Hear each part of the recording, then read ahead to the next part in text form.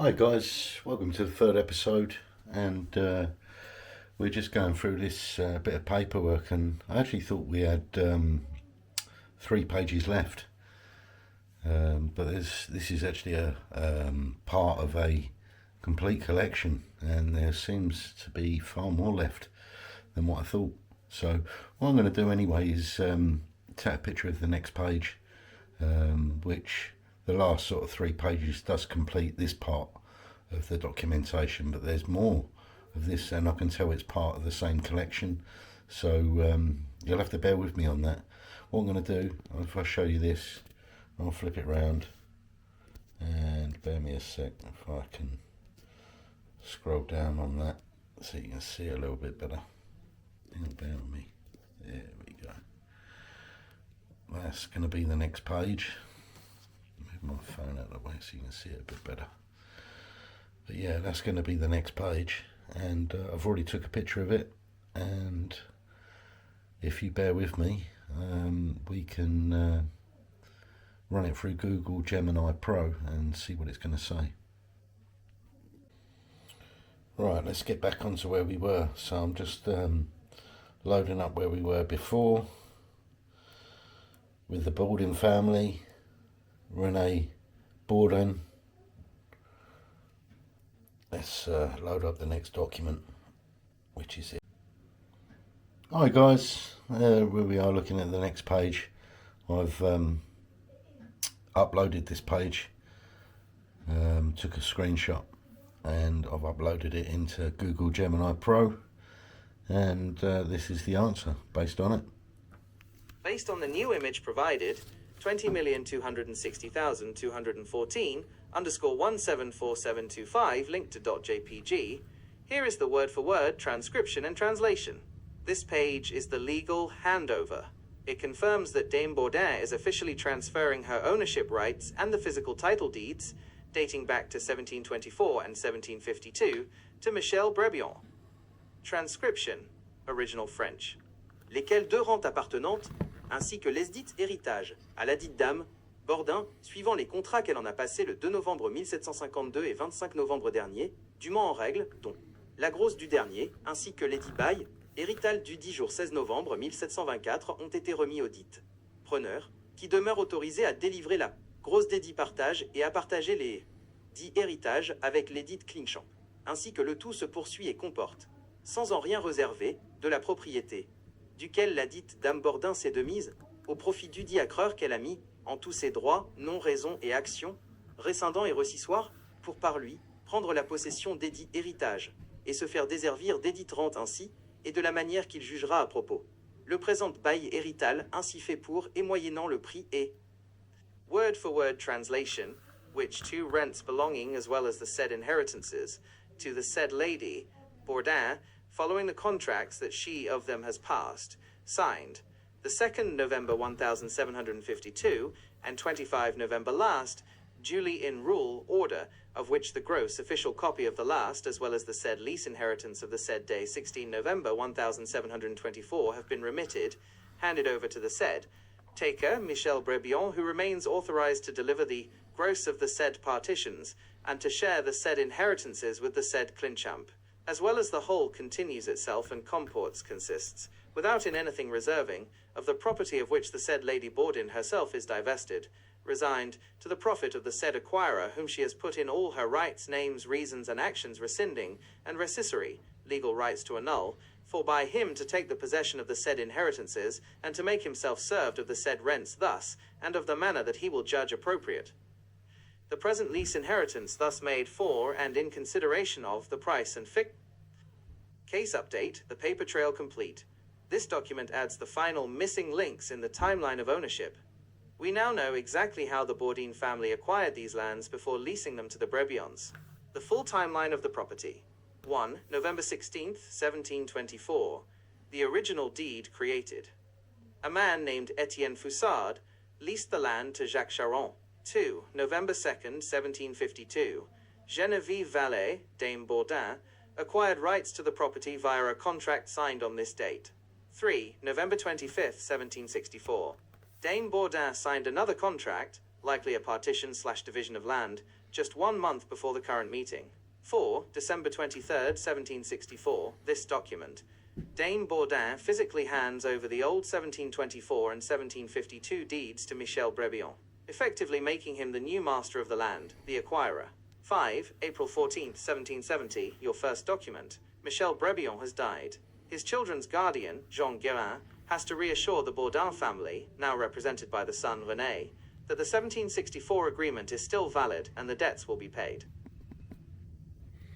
Well, there you go, guys. That's pretty interesting, isn't it? I mean, look at that. So basically, it's changed hands, the place, and it's been split into what we can see. There is 3 partitions, and Dame Bordin, the Lady Bordin, there has basically handed over the rights in 1724, the 1724 to 1752, basically giving the deeds to Michael Brebillon. So he's now the main man of the place, and he holds control over the property. So very interesting. And basically, when he dies, his children's guardian, Jean Guérin, he has to reassure the Bordin family, which is now represented by the son René, that the 1764 agreement is still valid and the debts will be paid. So that's all agreed there in the paperwork. And it's pretty interesting, really, if you go back to that era, that these people have got it set out. And when Michael has passed away, it's set out for his children by his guardian, and reassurance is given, basically for that contract to go ahead. It's been signed off and done legally, and stamped in the House of Alençon. The main legal court there in Alençon. So yeah, pretty interesting. I'm going to take a picture of the next page, and I'm going to load it up, and I'll be back in a minute. Bear with me. There you go, guys, and there's the next page that's been took a picture of and uploaded. So I'm just going to run it into Google Gemini Pro, and we can get a next translation. But yeah, these are old parchment from what it looks like. Really old paperwork, and these have never been researched, these documents, ever, and they've just been sitting around for a long time. Certainly my uncle's had them for he must have had them for 50 years maybe. You know, when his mother died, he cleared out her place, and he's obviously come across these, tried to research them, and never really found anything out. But obviously, what with AI now, certainly Google Gemini Pro, is paying off. It's coming up really good. So anyway, this is the next page that I've just shown you. That's uploaded, ready to go, and let's run it through and see what we get. We can get an idea of what it's going to find.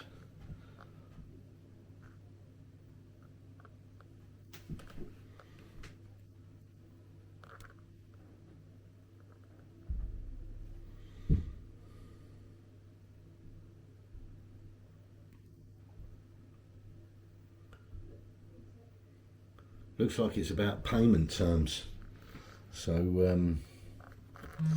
maybe this is how things were going to get paid on this deal.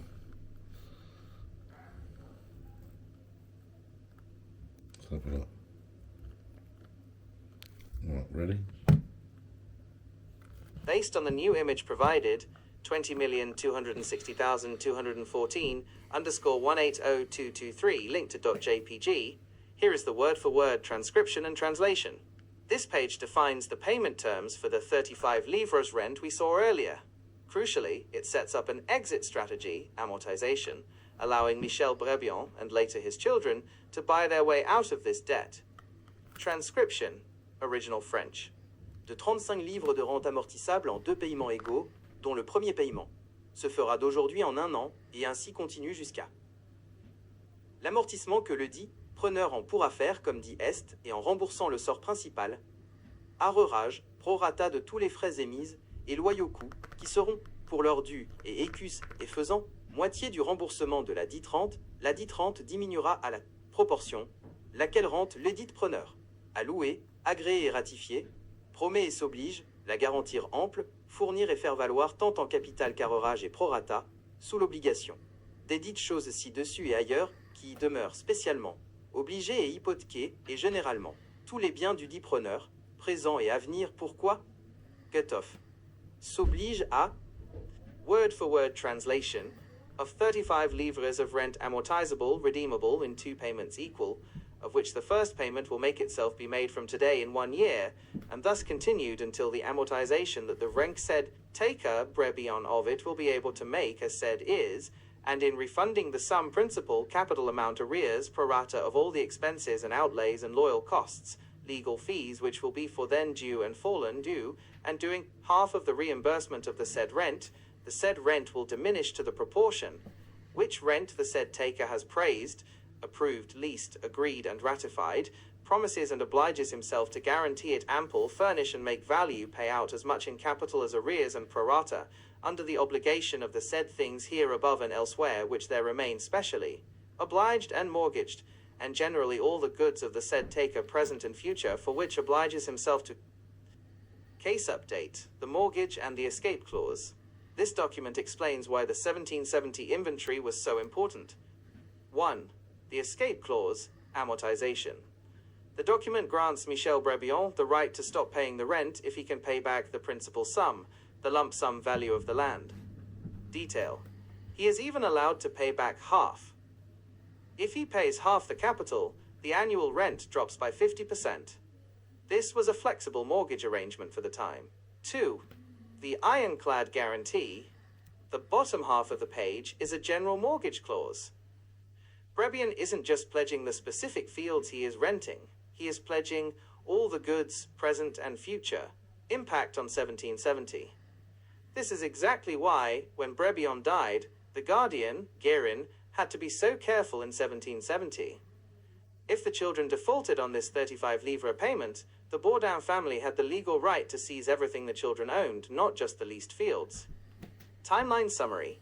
1764, this doc. Michel Brebion agrees to pay 35 livres per year, or pay a lump sum to buy the land. He mortgages everything he owns to secure this deal. 1770, first doc. Michel is dead. He never paid off the lump sum. The debt of 35 livres per year still stands. The guardian acknowledges this mortgage of all goods continues to hang over the heads of the orphans.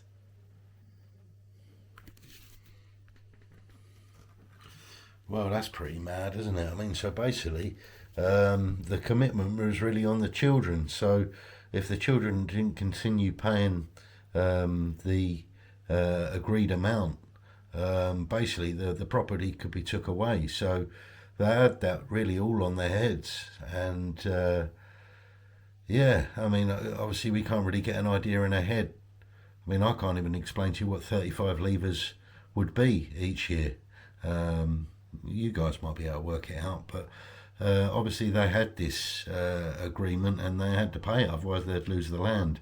I mean, I can't still tell you what happened. We might find that out as to what happened there and whether they did keep the land or whether they might have not kept up the money and lost it.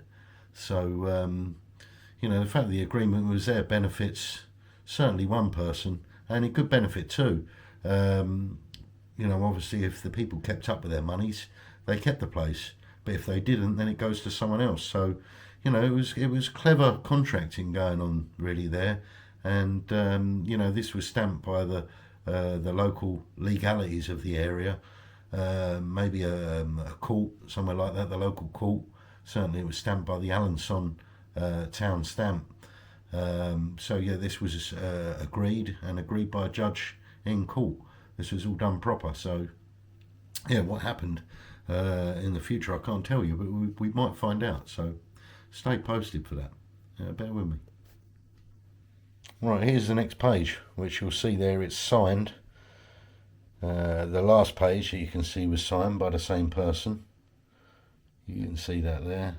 Same as that was signed there. And there's some mad little swirls and stuff afterwards, whether that's another signature or something fancy of the same one there. But yeah, I mean, I don't know if you can read that, guys, But this is the next one I'm going to load up and put in Google Gemini and see what it says again and get to the end of this story. Certainly the end of this little bit anyway. Right, I've loaded up the next one. I've told you not to mention the file name each time, so fingers crossed for that, guys. Bit annoying.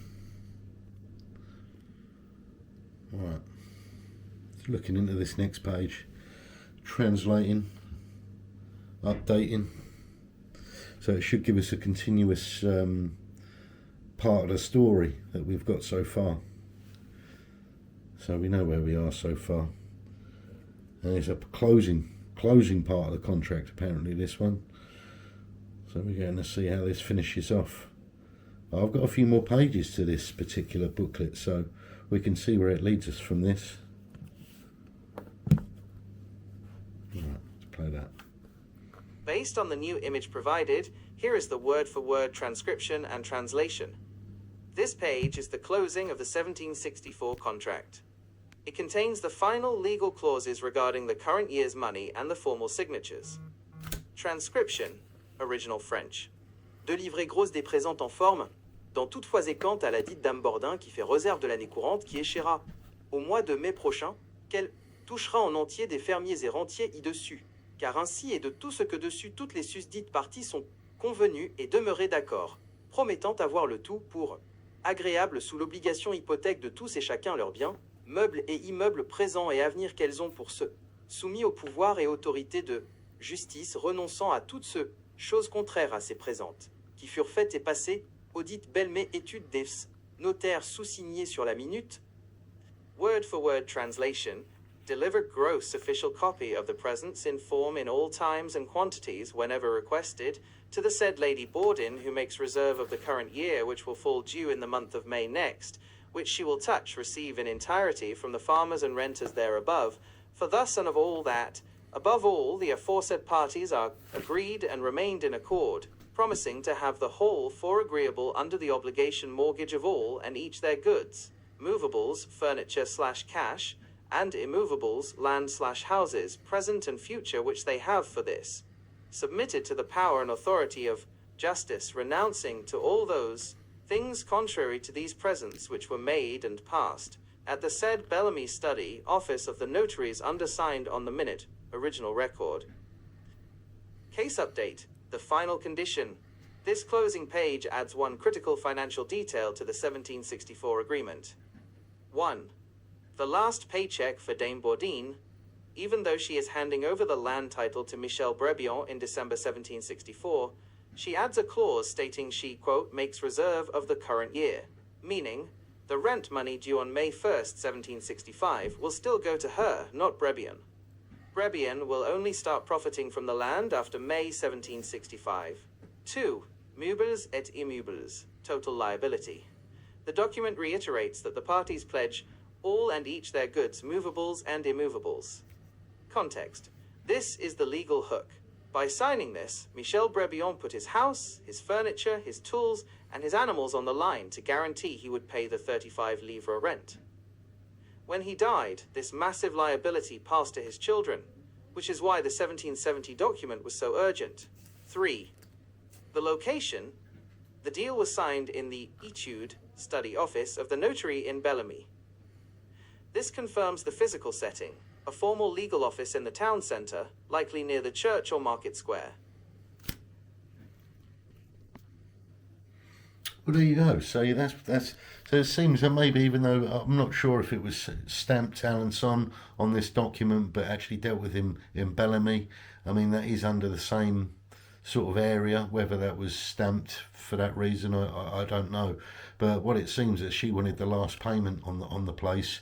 And then the full responsibility was with Michael Brebion, and obviously what with his passing, the full responsibility was then on the children, and they had that full responsibility. They would have lost everything. I think it looks like things were put, he is saying by signing he put his house and his furniture, etc., animals or whatever, guaranteeing that the 35 livres would be paid every year. Obviously, when he passed away, that liability was passed to the children, and that 1770 document was signed urgently to make sure that that was set legally.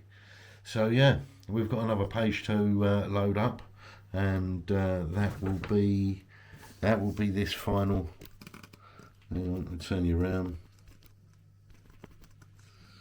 Right, that will be this page, which, if you can see that all right, there's a couple of little squiggles and a few, I don't know if I'll pick that out, but there's different signatures there. Bordin has definitely signed that one. I couldn't quite make that one out. And there's another little message left there, but whether anything will be picked up on Google Pro, we'll have to find out. But I'm going to take a picture of this back page, and I'll be back with you shortly. Bear with me. Right guys, I've just got the next one for the back page ready. Basically I'm just telling it not to add the file name each time. Translate it word for word in English. Let's have a look, see what we get on this one. Analysing. Looking at the French text. Confirming name details. Signatures. Yeah, there you go. Signature page. 1764 contract. Listing exactly who signed the contract. So let's see if it picks out who that was. There we go. Ready? Based on the final image provided, here is the word-for-word transcription and translation. This is the signature page of the 1764 contract. It lists exactly who signed the original document and confirms the tax paid to the King's office to make it legal. Transcription, original French. Déprésente avec les parties âpres lecture, faites suivant l'ordonnance. Sur la minute, des présentes sont ainsi signées. La valet femme de Bordin, Monsieur Brebion sans paraphe, Bordin et Rebours avec leur paraphe. Et plus bas, sur la dite minute est encore écrit. Contrôlé à Belme et insinué le 23 décembre 1764. Reçu 14 livres 10 sols signés, Berthaud avec paraphe. Bordin, Rebours, Pour pays, par M. Brebion. Right margin note, scellé le 23 décembre 1764. Word-for-word translation of the presents, this document with the parties after reading made following the ordinance. On the minute, original record of the presents are thus signed. La Vallée wife of Bordin and Monsieur Brebion without paraphy. Flourish Bordin and Rebours with their paraphies. And lower down on the said minute is again written. Controlled, registered at Bellamy and insinuated. Recorded the 23 December 1764. Received 14 livres 10 sols signed. Berthaud with paraphy. Bordin, signature of Louis-Jean Bordin, or his wife acting for him. Rebours, signature of the royal notary. Case update, the story concludes. With this final page, we have reconstructed the entire legal history of this family's struggle. 1. The literacy gap. The document notes that Monsieur Brebion signed sans paraphe. A paraphy was a complex artistic squiggle used by educated people, like Bordin and the notary, to prevent forgery.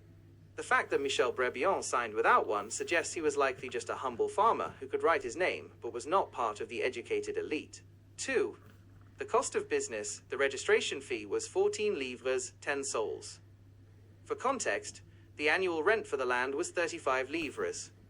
This means the mere tax to sign this contract cost Brebion nearly half a year's rent up front.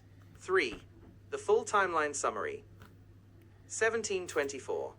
The land is first leased to the Charon family. 1752. Geneviève Vallée, Dame Bordin, buys the rights to the land. December 23, 1764. Dame Bordin leases the land to Michel Brebion, the father. He mortgages his home and goods to get it. 1764 to 1770. Michel Brebion dies, leaving the debt to his children. April 14, 1770. The children's uncle, Jean Guérin, meets with the Bordin son, René, to promise they will keep paying the debt to avoid losing the inheritance. Well, there you go, guys. I mean, I don't really need to go through it much more anymore than that. You've heard it right from the source. But amazingly interesting. I mean, how these people were getting things organised, and it'd be interesting to know how things stand today with that. just out of interest. These documents are fascinating, and obviously going back to 17th century Normandy, right at this point takes you right back there and how things were being dealt with at the time. And we're in a very different world now. It's not like that anymore. And to see these old documents explaining how things were set, and obviously we don't know at the moment how things ended up, whether these people still owned or still own these areas of land, what happened to them, how things panned out, whether he kept up the payments or his children did rather after he passed away. No one knows. I mean, I've got a bundle of paperwork here, and obviously more might be uncovered, but you know, the fact that we've still got more time left, I'll try and spend half hour each time with you just to go through these documents. You know, we should start to uncover more of what's been going on.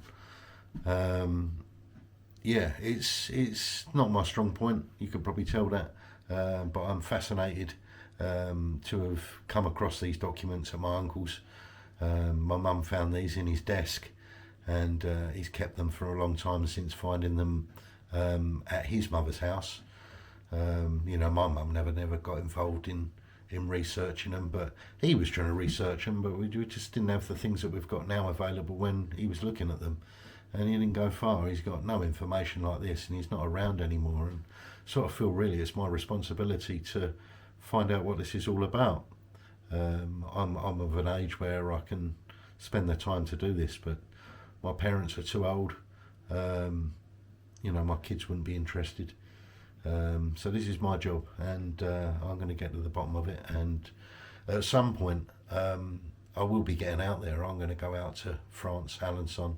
I'm going to take copies of all these documents, and I'm going to translate them in paper form to English, so and also in French, so I can go out there and show the people in the area that might have interest in this what this was all about. And there's no point in these just sitting in someone's desk, or certainly now sitting with me and doing nothing. And the older they get, the harder they are to read. So really these documents need to be uncovered, and the story needs to be unfolded, and you know, these people deserve the recognition they deserve, because obviously they went to great lengths to preserve this information, and obviously for this information to be heard one day, and maybe it's my job to do that. So it's not easy translating these. Certainly, obviously for me, I've got AI, but that's all I've got, and obviously I'll make no claims to truth or anything. All I can do is load these up and see what comes out. But I'm loving the story already, and hopefully you are too. And I know I'm not the best host in the world, but these are my documents, and yeah, it's my job to uncover them, find out what they're all about and what the story is. So bear with me a second, I'll load up another document, which is the next page of this collection, which I don't know if it's going to give us the same story that we've been learning about already, or whether it's going to take us another direction. So let's see. Bear with me. Oh, there you go, guys. I don't know if you can see that all right. Probably a little bit faint because this page is a little bit fainter than some of the others, but this is the one that I've uploaded. It's got the same Alençon or Alencon stamp, and yeah, this is the one I've basically loaded up, as you can see there, and just asking for the same information. Translate word for word in English, update us on what's going on. So let's have a look and see what it finds out. I did remaster the picture because it was a bit faint, and obviously I want to make it quite legible so we get a good response. It's going to say the file name again. Apologies on that. I'm going to have to say that each time, otherwise it's going to add it on there. So we'll have to bear with that on this one. A little bit silly. Don't know why it doesn't remember. Maybe you just have to make it quite clear each time not to do that. But that's cool. Right, let's have a listen and see what it says. Based on a new document provided, 20,260,214_183009 linked to .jpg, we have jumped back another 14 years in time. This document is dated July 10th, 1750. It reveals the true source of the Bordin family's wealth and introduces the patriarch, Louis-Jean Bordin, at the height of his career. Transcription, original French. À tous ceux qui s'y présentent, lettres verront, salut, savoir, faisons que, du 10 juillet avant midi l'an 1750. Par devant nous Louis Bordier et Pierre Lecourt, notaires, royaux gardes-notes héréditaires de la ville de Songuer-Etzel. Belme et paroisse y annexées sous signé. Furent présents François Dinois Lacourne et Anne Lormeau, sa femme, demeurant paroisse de Saint-Jean de la Forest, Pierre Gomme, crochet ouvrant point d'interrogation, crochet fermant. Lacourne et Catherine Dinois, sa femme, demeurant paroisse de Saint-Aubin-des-Groix, les dites femmes de leur mari bien et dûment autorisées pour l'effet des présentes, lesquelles ont reconnu avoir vendu et par ses services qu'elles sortent du Blitzlicht présentes vendent, sedans, quittent et abandonnent. Des vins le font aux héritages et pour toujours à l'avenir promettant, le s'obligeant solidairement un damitza, pour tous un damitver, l'autre pour le tout sans division NY discussion, renonçant au bénéfice des 10 droits garantis de tous faits et promesses seulement qui est que à la rente si âpre leur appartient comme héritier de Louis Dinois leur père, le sieur, au sieur Louis-Jean Bordin marchand et changeur royal à Belmy demeurant, paroisse de Saint-Sauveur présent et acceptant, tant pour lui que pour Dame Geneviève. Word for word translation. To all those who these present letters shall see greetings to know, we make that, of the 10 July before noon, the year 1750. Before us Louis Bordier and Pierre Lecourt, royal notaries, keepers of notes hereditary of the town of Belme and parishes there annexed undersigned, were present François Dinois Lacourne and Anne Lormeau, his wife, living parish of Saint-Jean de la Forêt, Pierre Gomme, Lacourne, and Catherine Dinois, his wife, living parish of Saint-Aubin-des-Groix. The said wives by their husbands well and duly authorized for the effect of these presents, who have acknowledged having sold and by these presents sell, seed quit and abandon from the funds, bottom/ground, to the inheritances and for always to the future, promising it, obliging themselves solidarily, jointly one for the other for the whole without division nor discussion, renouncing to the benefit of the said rights guaranteed from all acts and promises sealings, which is that to the fincurxement, rent hereafter to them belongs as heirs of Louis Dinois their father, the Sieur Jean, to Sieur Louis-Jean Bordin merchant, and Changeur Royal, royal money changer at Belme, their living parish of Saint-Sauveur present, and accepting as much for him as for Dame Geneviève. Case update, the banker revealed, this prequel document from 1750 completely changes our understanding of Louis-Jean Bordin, the father of the man in the 1770 document. 1. His real job, Changeur Royal. The document lists his profession as Marchand et Changeur Royal. What this means, a royal money changer, was essentially a banker. He held an official royal office allowing him to exchange currencies, gold/silver, and act as a financial intermediary. This was a prestigious, high-capital profession. It explains why he had so much money to buy up land and rent it to farmers like Brebien. 2. His home base, Saint-Sauveur. In 1750, he was living in the parish of Saint-Sauveur in Bellemay. This is the very center of the town where the wealthy merchants lived, distinct from the rural parish of Saint-Martin-du-Vieux-Belem where the farmland was. 3. The deal, buying inheritance, Bordin, is buying rights and rents from the Dinois family, François and Catherine Dinois. The Dinois family are heirs of their late father, Louis Dinois. They live in Saint-Jean de la Forêt and Saint-Aubin-des-Groix, villages just a few kilometers from Belme. Essentially, Bordin is buying out their inheritance rights, likely consolidating more land or debts owed to them, further expanding his empire in the region.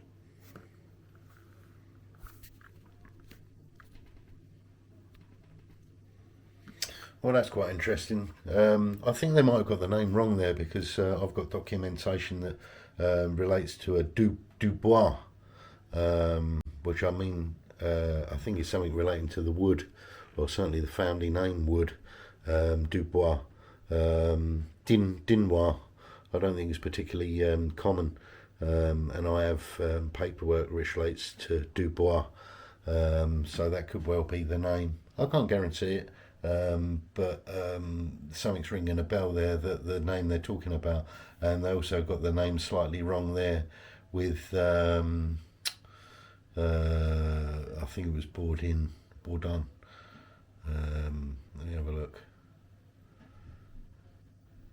Yeah, Catherine Dinois. I don't think that's correct. Louis before us, Louis Bordier, but obviously before them would have been Louis Bordin, and we know obviously Louis Bordin because we had details about him earlier, and this is what this all relates to, that person, and others obviously. But yeah, just bear that in mind. We could well be talking, I don't think it's Dinois, I think we're talking about the Dubois family, but we might be able to clear that up later, and we'll go through some more documents and see what it uncovers and see if we can get the names more correct, more confirmed. But yeah, that's page 1 of that next booklet, which is all part of the same set. So yeah. Alright guys, that's the next page I've uploaded. Quite clear, this one. I can't note anything in it myself, but it's just easier to upload it on here as I've asked, and see what it says, get a bit more of an idea of the story. But yeah, the download was good, and you know, we should get an idea of what this page is saying about. It's already checking some details there. I hope this isn't too boring for you. It's the only way I can do it, unfortunately. You know, even if I use the proper translator or historian, I don't think it's going to be as easy and quick as this. I mean, obviously all I can do is go based on what it tells me, but you know, don't mess about these computers these days. I mean, they know more about us than we know ourselves about ourselves. So yeah, the computer knows everything about you. Everything. As you've inputted all the details about yourself as the years have gone on. So these computers know about you. It's not only that, it reads old French script extremely well. So let's see what this one's got to say. Based on the new document provided, here is the word-for-word transcription and translation. This page is the inventory of tenants. It lists exactly who owes money to the rights that Louis-Jean Bordin is buying in 1750. It effectively serves as a census of the people living on this land at the time. Transcription, original French. Son épouse et leurs ayants cause. C'est à ce qu'avoir 20 livres de rente foncière néanmoins amortissable faisant partie de plus grande assise sur le lieu de la rivière située paroisse de Saint, Martin du Viel-Belme et ses dependances, lequel lieu et ses dependances les parties, ont déclaré ne qu'avoir d'où il relève de se interpeller, à prendre et recevoir tous les ans, au 1er mai, sur Michel Virlouvet, et Louise Charon, sa femme d'Orgne, Lady Mathurin, Julienne Charon, Jean-Pierre Forest, Louise Rousseau, Jean et Louis Rousseau, Louis Bourgoin, Françoise Bourgoin, veuve, Jean Lormeau, Julien Carré, Pierre Taurin, Pierre Louide, Michel Clinchamps et autres suivants. Et au désir de la dernière ratification passée, devant nous le 12 juin 1748, au profit des 10 vendeurs, et leurs cohéritiers dûment contrôlés en ce bureau le même jour, créé par contract portant bail hérital fait par maître Estienne Foussard, à Jacques Charon et Marie Carré, sa femme devant les notaires de Belmême, le 16 novembre 1724. Word-for-word translation. His wife and their having cause, successors, it is to know 20 livres of ground rent nevertheless amortizable, making part of greater assessment on the place of the river-situated parish of St. Martin du Vieux-Belmay and its dependencies, which place and its dependencies the parties have declared not to know from where it relieves. Depends, referred to of this summoned asked, to take and receive all the years on the 1st May, upon Michel Virlouvet and Louise Charon, his wife of origin, the said Mathurin, Julienne Charon, Jean-Pierre Forest, Louise Rousseau, Jean and Louis Rousseau, Louis Bourgoin, Françoise Bourgoin, widow, Jean Lormeau, Julien Carré, Pierre Taurin, Pierre Louide, Michel Clinchamps, and others following, and to the desire of the last ratification passed before us the 12 June 1748, to the profit of the said sellers, and their co-heirs duly controlled in this bureau the same day, created by contract carrying lease inheritance made by Master Estienne Foussard to Jacques Charon and Marie Carré, his wife, before the notaries of Bellamy, the 16 November 1724. Case update, the web of tenants. This document is the Rosetta Stone that connects all the names we have seen across the 1764 and 1770 documents. 1. The root of the debt, 1724. The last three lines confirm definitively that everything started on November 16, 1724. A man named Estienne Foussard leased the land to Jacques Charon and his wife, Marie Carré. Connection. This explains why Charon is a recurring name. The Charon family were the original tenants. 2. The explosion of heirs, 1750. By 1750, the original debt from 1724 has been split among a huge number of descendants. Bordin is buying the right to collect rent from all of them. The Charons, Louise, Mathurin, Julien. The Rousseau, Louise, Jean-Louis. The Bourgoin, Louis, Françoise. Michel Clinchamps. We saw him in the 1770 document. He still owed 40 souls 20 years later. 3. Bordin's strategy. Louis-Jean Bordin, the banker, is buying a bundle of debt. He is purchasing the rights to collect 20 livres per year from this entire village of people. He is essentially buying the mortgage on the whole neighborhood. 4. A new date. The document references a ratification from June 12, 1748. This suggests the sellers, the Dunois family, had already tried to organize this mess of tenants 2 years prior, likely preparing to sell the asset to Bordin. Wow. I mean, he's a boss, isn't he, this Louis-Jean Bordin. He looks like the banker guy. He's buying up all the property there, or he owns that, and he's just leasing it out to all of them, collecting his monies. A bit like bonds, really. I mean, that's what bonds are, is like a load of mortgages that people buy up. You can buy basically a bond, and it'll be a collection of people's mortgages. Safe. It's got to be paid, or the house gets took away. These things are all set that way, so you have to keep paying, otherwise you lose what you've got. But obviously the person that gets paid, they've got all this set out. Mine a silly man at all, this Louis Bordin. So yeah, he's got all this set out. Lots of people paying him each time. Good guy, proper interest in this. It's blowing me away to be able to read this, which, I mean, we're going back, what was the date there? 1724, November 16th, 1724. Estienne, a man named Estienne Foussard. He leased the land to Charon and his wife Marie Care. I don't know if I'm pronouncing that right, but yeah, just mad. I mean, an explosion of heirs, 1750. It was split amongst loads of different people, and they've all got to pay that man. So yeah, proper interesting. Got another page to load up. Don't know if we're getting a bit low on time here, otherwise you'll be bored to tears watching this for an hour. I'll load one more up, and then we'll save the next for the next episode, so bear with me.